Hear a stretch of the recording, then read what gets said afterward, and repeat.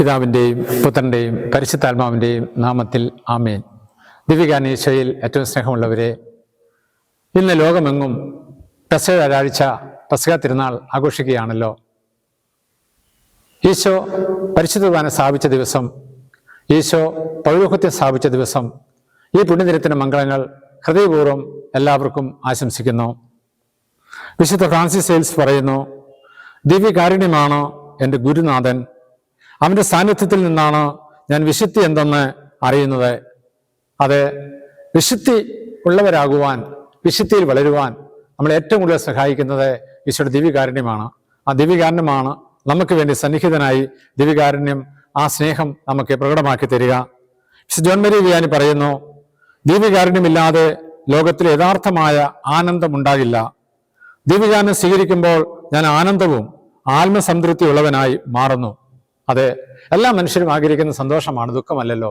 സന്തോഷമുണ്ടാകണമോ? ഈശോയുടെ ദിവ്യകാരുണ്യത്തിൽ ആശ്രയിക്കുക, ആ ദിവ്യകാരുണ്യത്തിൽ അഭയം ഗമിക്കുക, ആ ദിവ്യകാരുണ്യത്തോട് ചേർന്ന് നിൽക്കുക, ആ ദിവ്യകാരുണ്യത്തെ സ്വന്തമാക്കുക, ആ ദിവ്യകാരുണ്യത്തെ ഉൾക്കൊള്ളുക. അത് ഇന്നേ ദിവസം നമുക്ക് ഇടയാകുമ്പോൾ, വിശ്വാസത്തോടെ ഇടയാകുമ്പോൾ നമ്മളും അനുഗ്രഹീതരായി മാറും. വിശുദ്ധ മദർ തെരേസ പറയുന്നുണ്ട്, സ്നേഹത്തിൽ വളരണമെന്നുണ്ടെങ്കിൽ ദിവ്യകാരുണ്യത്തിലേക്ക് നടന്നെടുക്കുക. അതെ, നമ്മളൊക്കെ അനുദിനം ആഗ്രഹിക്കുക എല്ലാവരാലും സ്നേഹിക്കപ്പെടാനാണ്. എന്നാൽ ഈശോ നമ്മളെ സ്നേഹിക്കുന്നുള്ള തിരിച്ചറിവ് നമ്മളെ ശക്തിപ്പെടുത്തും.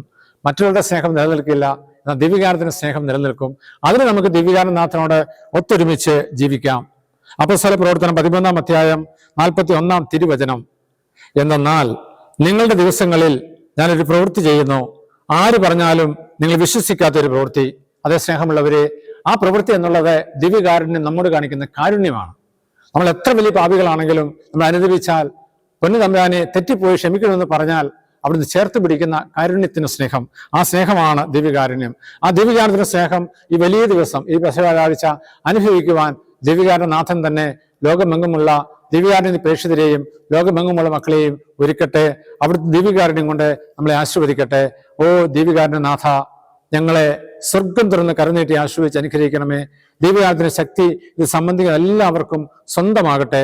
അങ്ങനെ ഞങ്ങൾ അനുഗ്രഹീതരായി തീരട്ടെ. എല്ലാവിധ സൗഭാഗ്യങ്ങളും നിറഞ്ഞവരായി മാറട്ടെ. എല്ലാവിധ സ്നേഹത്തിലും ഞങ്ങൾ നിലനിൽക്കട്ടെ. നമ്മുടെ കർത്താവ് ശംസിയുടെ കൃപയും പിതാവായ ദൈവത്തിന്റെ സ്നേഹവും പരിശുദ്ധാത്മാവിന്റെ സംസർഗവും എല്ലാവരുടെയും അനുഗ്രഹപ്രദമായ വലിയ ദിവസങ്ങളോട് കൂടി ഉണ്ടായിരിക്കട്ടെ, ഇപ്പോഴും എപ്പോഴും എന്നേക്കും. ആമേൻ. ദിവ്യകാരുണ്യമേ, ദിവ്യശോഭയാലെന്നുള്ളം തെളിയും ജ്വലിക്കുന്നൊരഗ്നിയാം ദിവ്യകാരുണ്യമേ, ദിവ്യശോഭയാലെന്നുള്ളം തെളിയും ദിവ്യാഗ്നിതൻ ശക്തിയാലെന്റെ ഹൃദയം ശുദ്ധീകരിക്കണേ നാഥ. ദിവ്യാഗ്നിതൻ ശക്തിയാലെന്റെ ഹൃദയം ശുദ്ധീകരിക്കണേ നാഥ. ദിവ്യകാരുണ്യനാഥ.